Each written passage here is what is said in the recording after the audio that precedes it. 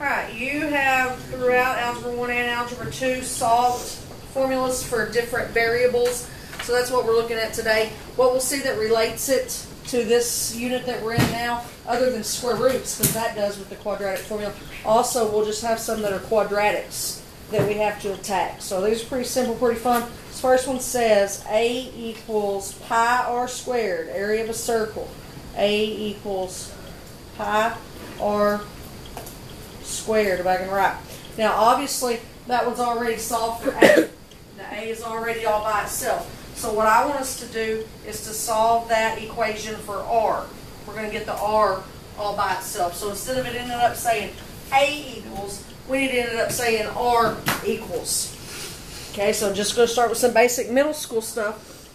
What do you think we need to do first to start getting the R all by itself? Divide by pi. Yep, so pi is being multiplied there, so we're dividing both sides by pi. So I got A divided by pi is equal to my radius squared. Now we almost have the R all by itself, but it's got an R squared. So we need to undo a squared. How do we undo a squared? Square root. Square root. So when we square root both sides, the square and the square root cancel out there, so you just got R. Remember, anytime you take the square root or an even root, square root, fourth root, sixth root, you're always plus minus. So I got my plus minus sign. And then I got a square root, the A divided by pi. Alright, that's the dilemma that we got now. Unfortunately, we're not done. Because A divided by pi, when that whole thing's being square rooted, that means you're square rooting the numerator and your square root in the denominator. And we're not allowed to leave a radical on bottom. So I got to figure out what I can multiply that thing by to get rid of that square root on bottom.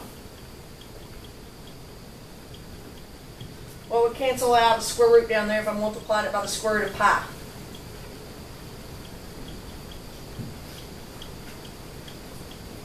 Close. Grace is on the right road. I can just multiply it by the square root of pi, can't I? So I'm going to multiply top and bottom. When it's a square root, you just multiply it by itself.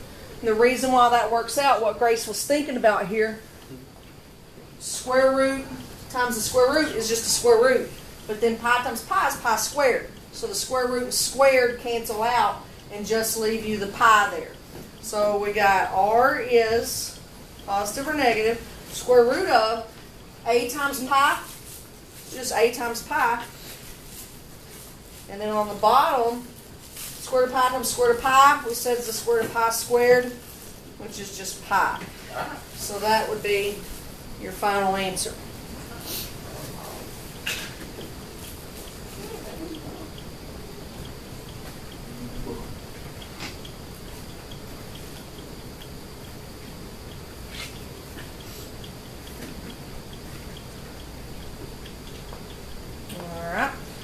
This one says S is equal to 30 times the square root of A divided by P. And we're going to solve that for A. There's a 30 that's out in front that doesn't look very good. 30. Alright, so trying to solve for A here.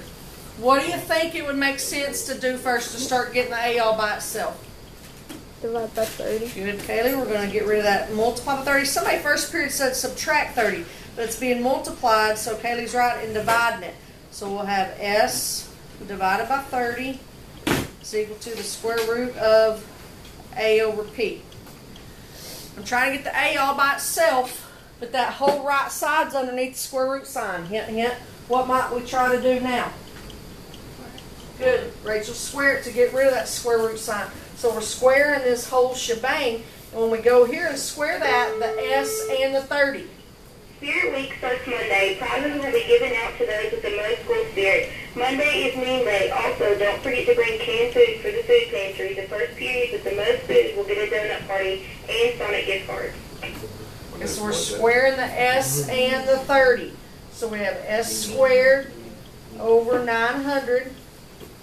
And then here the square and the square root cancel out. I still saw people first period getting confused and trying to like put an A squared or a P squared. It just stays A over P. The only thing that changed was the squares canceled the square root out. You don't square anything underneath there. Okay, you're almost done now trying to get the A all by itself, but it's being divided by P. So what do you think I would do?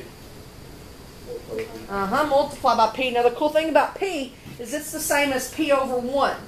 So when I go over there to multiply that fraction by P, I'm multiplying it by P over 1, which means the P will be on the numerator, right? So I'm going to have A equals P S squared over 900.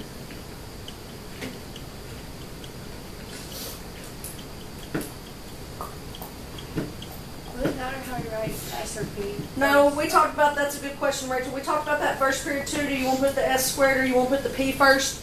And it doesn't matter because 4 times 2 is the same as 2 times 4. I chose PS squared because it reminded me of PS, like when you write something at the end of a letter. Then we had to look up what that stood for, and it was bad. What is it? Somebody said plus some. That's what it stands for. It's actually, it was Latin. It had a, I don't know how to pronounce it in Latin, but it stood for, now I can't even remember, like in addition to or something. But the actual P and the S are some Latin words. Postscriptiano or something, I don't remember. Hold on, Kaylee's fixing to tell us. Postscriptum. Oh. Written after. Written after.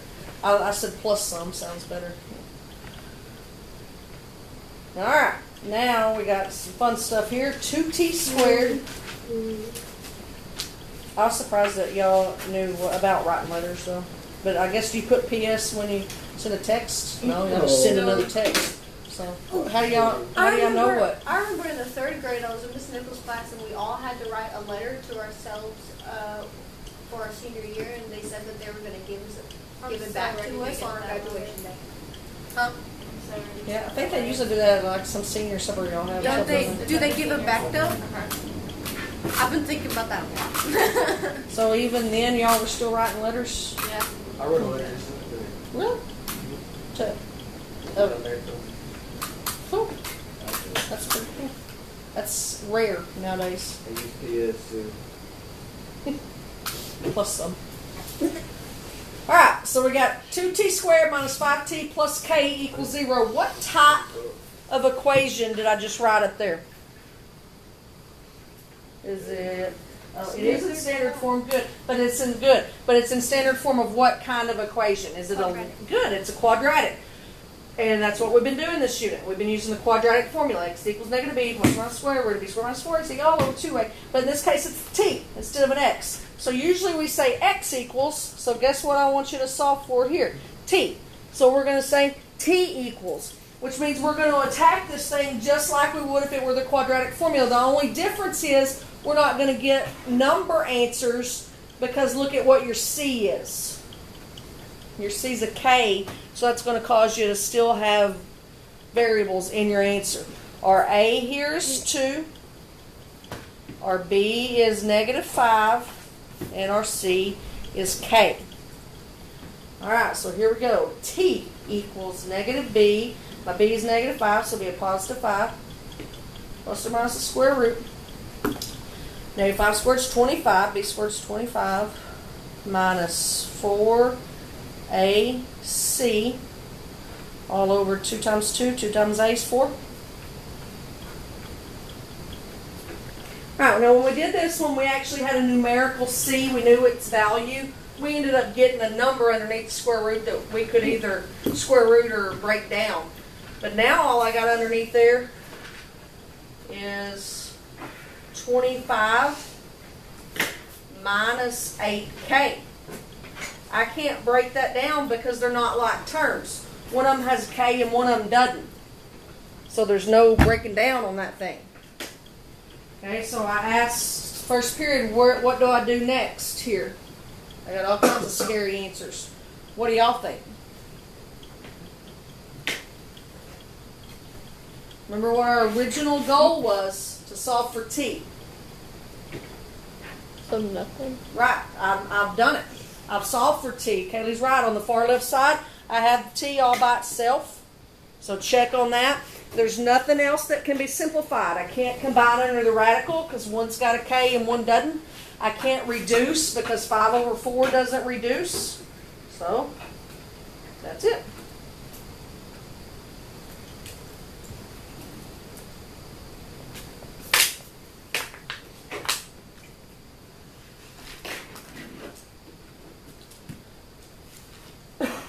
Alright, I got a couple of few word problems here. These are some fun ones. They're not like you make the chart ones. These are the fun ones where it's draw a picture. And we all love to draw a picture. Alright, so we got a ladder leaning against a house. So here we go. There's my ground. There's my house. There's my ladder.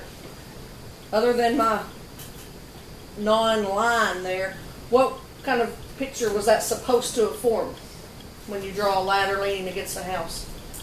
A right triangle. So you better believe we're fixing to be using the Pythagorean theorem. Good job, Rachel and Zane, on that.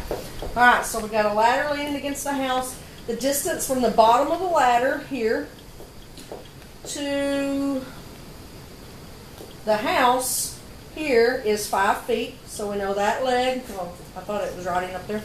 We know that bottom leg from the bottom of the ladder to the house is 5 feet. I'll go right up there if it doesn't show it shortly. Ugly message like it usually does. Probably have to orient it now a bit. Not too bad yet. Alright, so that distance is 5 feet. Then it tells me the distance from the top of the ladder to the ground. So top of the ladder to the ground is 1 foot less than the length of the ladder. So whatever your ladder is, this is 1 foot less. From the house. Whoa, from the house. Not real sure, but okay. Alright, so trying to figure out now how long is our ladder? How tall is our ladder? Which one of these is my C in the Pythagorean theorem? Your ladder, very good, X. So I'm going to have 5 squared plus X minus 1 squared. Can I FOIL that mentally yet? Holy cow. X minus 1 times X minus 1. We okay on that? Yes.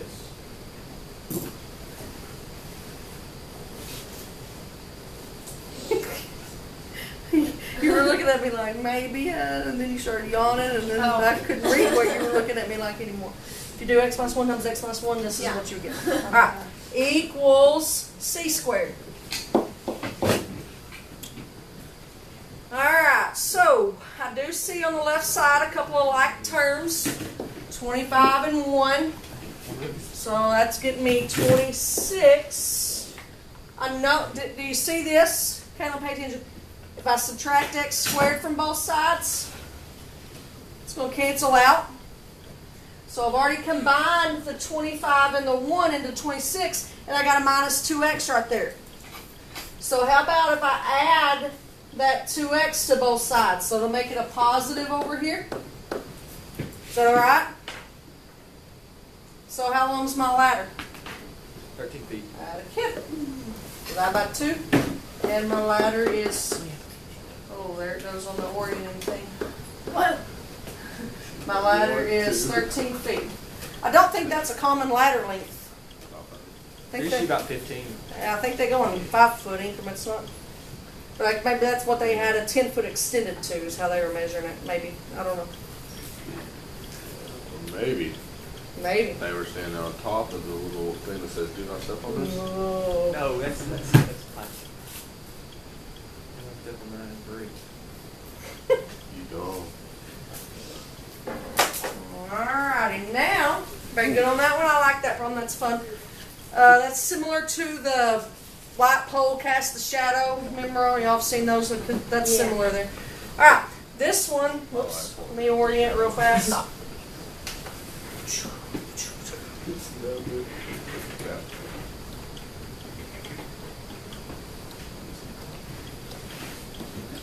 This one, we've got a rectangular pool. Okay? It says here, a rectangular reflecting pool in the park is 20 feet wide and 30 feet long. So you're looking at a pool like that. It's a pretty big pool. When you think about a pool in the backyard, it's not 20 feet long. Oh, that's huge. Well, I guess it could be like, I don't know, Olympic size. Anyway, the park gardener wants to plant a strip of grass of uniform width around the edge of the pool. So she's wanting to come in here, or he, whatever, come in here and make a border that's the same width all the way around. Mine's obviously not due to my human messiness and error, but make a grass border that's the same width all the way around. Okay, but the park gardener has only got 336 square foot of grass seed. All right, so what we know about this piece of grass, that, I'm going to call that X long, right?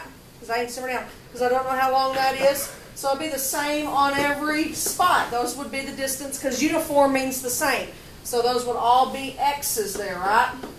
So if I look at this being 20, I added an X here, and I added an X here. So this whole piece would be 20 plus 2x, right? And then on my 30, I added an x here, and I added an x here. So that piece would be 30 plus 2x. Now you know, since the 4th grade, that the area of a rectangle is length times width. Here I have a length and a width. But my answer to this problem is not going to be 30 plus 2x times 20 plus 2x. Tell me what I would be finding the area of if I just multiplied those two. The whole thing. Right, Zane, this whole entire thing. That would mean our gardener has planted grass inside the pool. You're going to have to subtract that. Attaboy. So what's the area of the pool? It's a 30 by 20. That's mental math. Thank you, Rachel. Say it again. 600. 30 times 20 would be 600. So we want to multiply the whole thing and then subtract 600 from it, set it equal to the amount of grass seed we have. Okay, so here we go. 30 plus 2x times 20 plus 2x minus 600 is equal to 336. I mean, get different colors so we can see all this.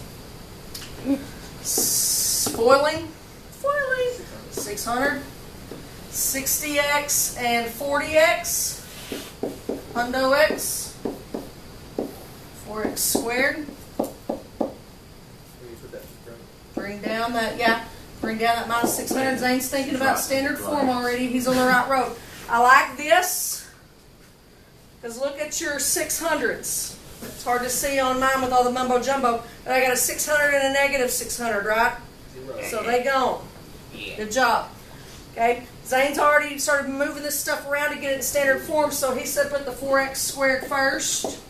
4x squared plus 100x minus. Attaboy, Chase moved the 336 over for me, so he had minus 336. Now, you're fixing to finish this one for me, but I want to give you some hints on how you can. Okay, you can go ahead straight to your quadratic formula right from here with an a of 4, a b of 100, and a c of negative 36, and that will work, and I do not have a problem with that. If I were going to work it on my own, I would not do that. Just because I like to try to do more mental math. I know that all of those have a GCF of 4, or have a factor of 4. So I divided them all by 4 and got smaller numbers. So I had x squared plus 25x minus, and I've forgotten what 336 divided by 4 was. Let me see real quick. 84. Oh, now I'm going to say 82. You're close. Alright, so I want you to finish your quadratic formula, and you can be using either one of these. Quadratic formula using either one of these. Now when you get an answer, check your common sense on that, because you're figuring out, you're finding out how wide that grass strip is. So don't tell me he plants a negative 15 foot of grass. Okay? Was there a hat on this table anybody saw? Who this is? Did you see a hat on this table? Was it yours? No. No, I see it. I didn't. I thought I saw you pick it up, honestly. Because I saw it sitting there and was going to holler, and then I saw it gone. That really helps. All right, thank you. Somebody has it.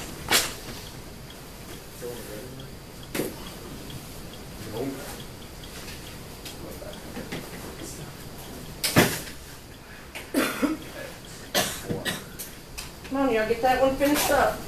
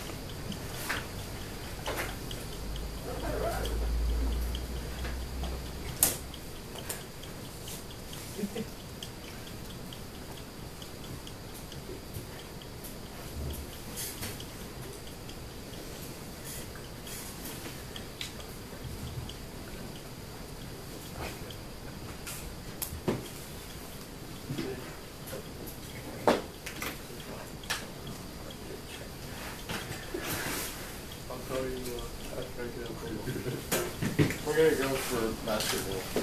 I don't have any notification of that. It said let junior high out at 3. Junior high? And it's not 3 yet either.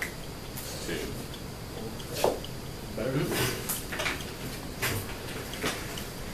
We're in the middle of a problem that you haven't done.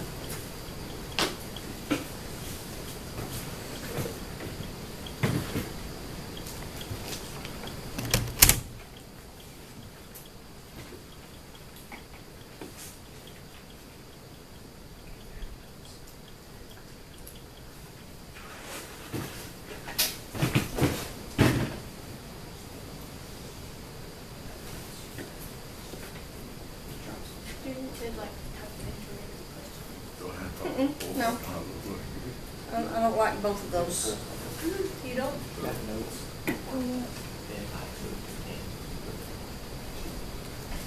It's should be a positive 25 here.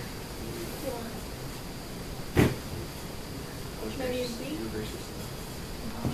Okay, okay, I'm with you now. I'm with you now. I didn't understand. And you got 25 minus 4. Good.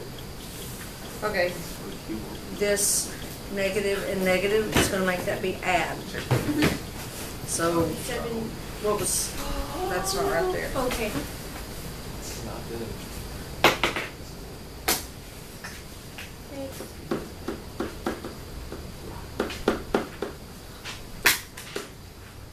I'm from 64. 625 with it.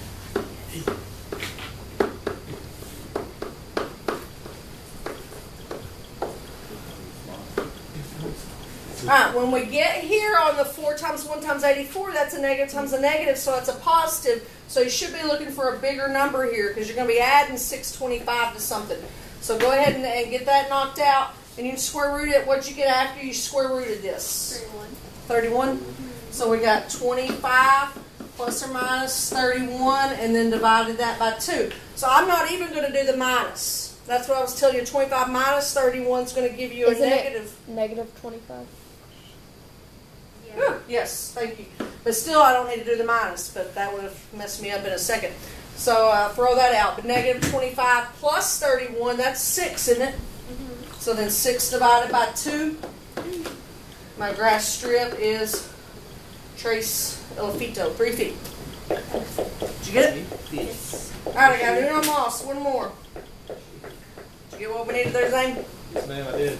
Good job. We got a ball projected upward from the ground. Its distance in feet from the ground at t seconds is S of t is equal to negative 16t squared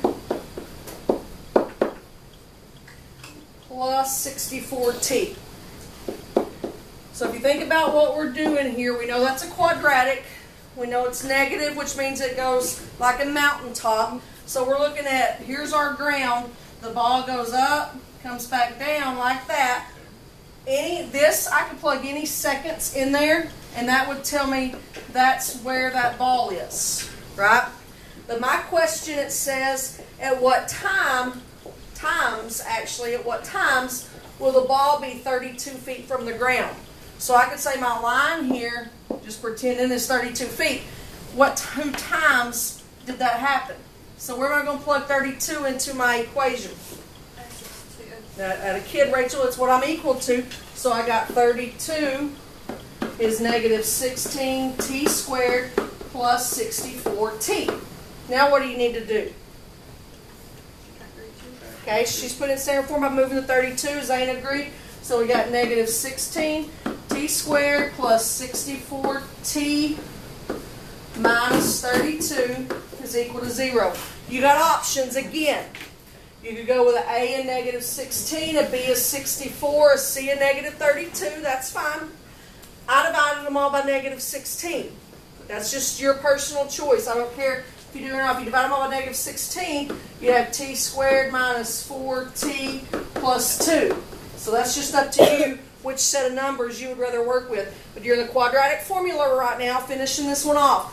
This is a time when the number underneath the radical is not a perfect square. I think it ends up being 8, I think. So if you said 8's the same as, square root of 8's the same as 2 square roots of 2, that means nothing to me as far as how long does it take my ball to get to 32 feet. So you get to put a decimal this time. So go ahead and round it to the nearest hundredth when you're finishing that one off.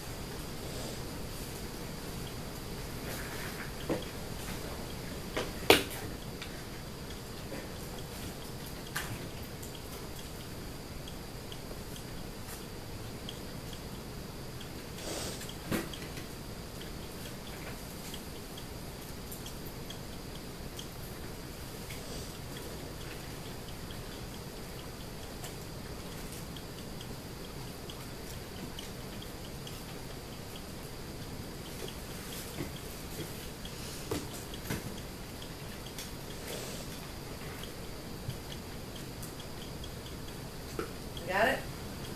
It's okay. You don't have, I was about to say it'd be okay if you had a negative, but it wouldn't. You don't have a negative time. But you are going to have two decimal answers on this. Once that it hits it on the way up and once that it hits it on the way down.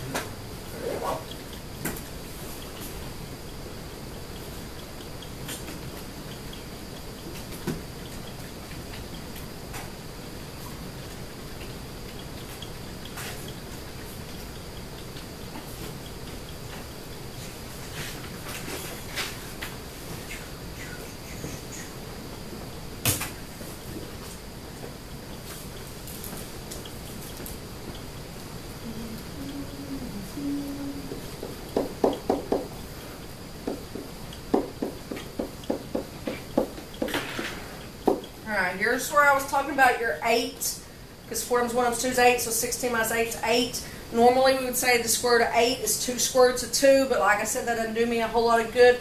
I think I got give me a good square root of 8 decimal. 2.83.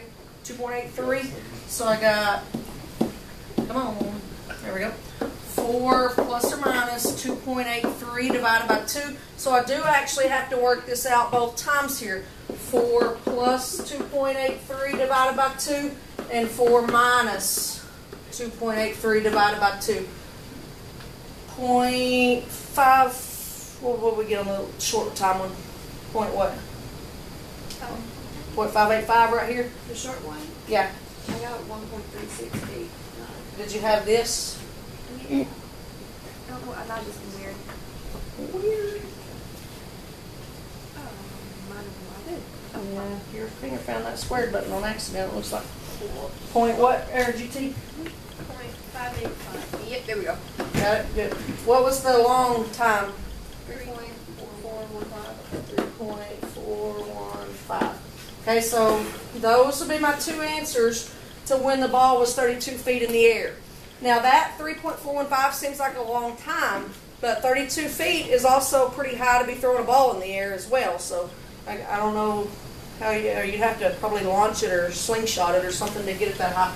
So if you go back and look at that rough little picture I drew, there would be your almost or just over half a second, almost 3.5 seconds. Be what you found on that. Chase, simmer down. All right. Chase, simmer down. Everybody good? All right. You're going to answer this for me.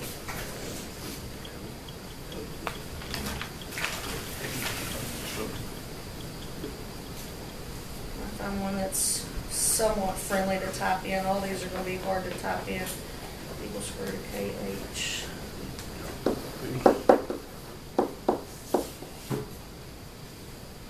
Alright, I got D is equal to the square root of KH. I want you to solve that for H.